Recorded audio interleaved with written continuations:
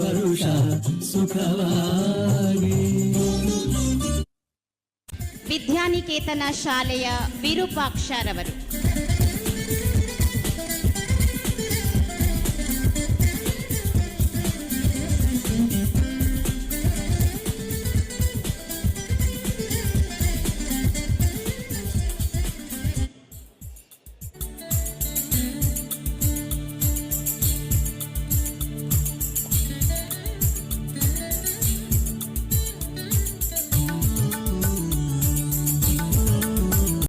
ತಮ್ಮ ಆರೋಗ್ಯದ ಕಡೆ ತುಂಬ ನಿರ್ಲಕ್ಷ್ಯ ವಹಿಸ್ತಾರೆ ಮತ್ತು ಮೂಢನಂಬಿಕೆಗಳಿಗೆ ಬಲಿಯಾಗೋದು ಜಾಸ್ತಿ. ಹಾಗಾಗಿ ನಾನು ಮಹಿಳಾ ದಿನಾಚರಣೆ ಅಂಗವಾಗಿ ಮಹಿಳೆಯರಲ್ಲಿ ಏನು ಹೇಳೋದು, ಯಾರು ನಮ್ಮನ್ನು ಪ್ರಬಲರಾಗಿ ಮಾಡ್ತಾರೋ ಇಲ್ವೋ, ನಾವು ಆರೋಗ್ಯವಾಗಿದ್ದರೆ ನಾವು ಯಾವುದೇ ಒಂದು ಸಮಸ್ಯೆನ ಧೈರ್ಯವಾಗಿ ಎದುರಿಸ್ಬೋದು, ಧೈರ್ಯವಾಗಿ ನಾವು ಸಮಸ್ಯೆಗಳನ್ನು ಪರಿಹಾರ ಕಂಡ್ಕೋಬೋದು. ನಮ್ಮ ಆರೋಗ್ಯನ ನಾವು ಕಡೆಗಣಿಸೋದು ಬೇಡ. ನಮ್ಮ ಆರೋಗ್ಯನೇ ನಮಗೆ ಶಕ್ತಿ. ಹಾಗಾಗಿ ಆರೋಗ್ಯದ ವಿಷಯದಲ್ಲಿ ನಿರ್ಲಕ್ಷ್ಯ ಬೇಡ.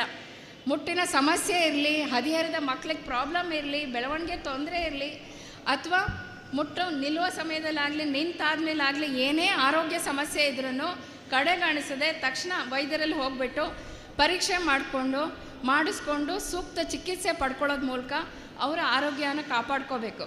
ಸೊ ಒಬ್ಬ ಮಹಿಳೆ ಆರೋಗ್ಯವಾಗಿದ್ದರೆ ಇಡೀ ಕುಟುಂಬ ಆರೋಗ್ಯವಾಗಿರುತ್ತೆ. ನಿಜ ತಾನೇ? ಮನೆಯಲ್ಲಿ ಗೃಹಿಣಿ ಆದವಳು ಎಲ್ಲ ಜವಾಬ್ದಾರಿ ಹೊತ್ಕೊಂಡಿರ್ತಾಳೆ, ಅವಳೇನಾದ್ರು ಕಾಯಿಲೆ ಅಂತೇಳಿ ಮಲ್ಕೊಂಡ್ಬಿಟ್ರೆ ಇಡೀ ಕುಟುಂಬನೇ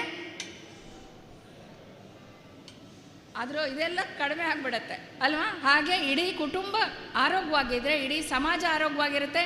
ಇಡೀ ಸಮಾಜ ಆರೋಗ್ಯವಾಗಿದ್ದರೆ ದೇಶ ಪ್ರಗತಿ ಕಾಣೋದ್ರಲ್ಲಿ ಖಂಡಿತ ಸುಳ್ಳಲ್ಲ. ಸೊ ಹಾಗಾಗಿ ಮಹಿಳೆಯರ ಆರೋಗ್ಯನ ಯಾರೂ ಕಡೆಗಣಿಸಬೇಡಿ. ಇದರಲ್ಲಿ ಪುರುಷರ ಆದ್ಯತೆ ತುಂಬ ಮುಖ್ಯ. ಮಹಿಳೆಯರ ಆರೋಗ್ಯದ ಕಡೆ ಗಮನ ಕೊಡಿ. ಹೆಣ್ಮಕ್ಳನ್ನ ಒಂಚೂರು ಬೇಜಾರಾಗಿದ್ರು ಯಾಕೆ ಅಂತ ವಿಚಾರಿಸಿ ಮನೆಯಲ್ಲಿ. ನಿಮ್ಮ ಒಂದು ಸಣ್ಣ ಕಳಕಳಿಯ ಇದು ಅವರಿಗೆ ತುಂಬ ಶಕ್ತಿ ತುಂಬುತ್ತೆ. ಸೊ ಹಾಗಾಗಿ ಮಹಿಳೆಯರ ಆರೋಗ್ಯ ಕಡೆಗಾಣಿಸೋದು ಬೇಡ. ಆರೋಗ್ಯ ದೃಷ್ಟಿಯಲ್ಲಿ ನಿರ್ಲಕ್ಷ್ಯತನ ಬೇಡ. ನಮ್ಮ ಆರೋಗ್ಯವೇ ನಮ್ಮ ಶಕ್ತಿ.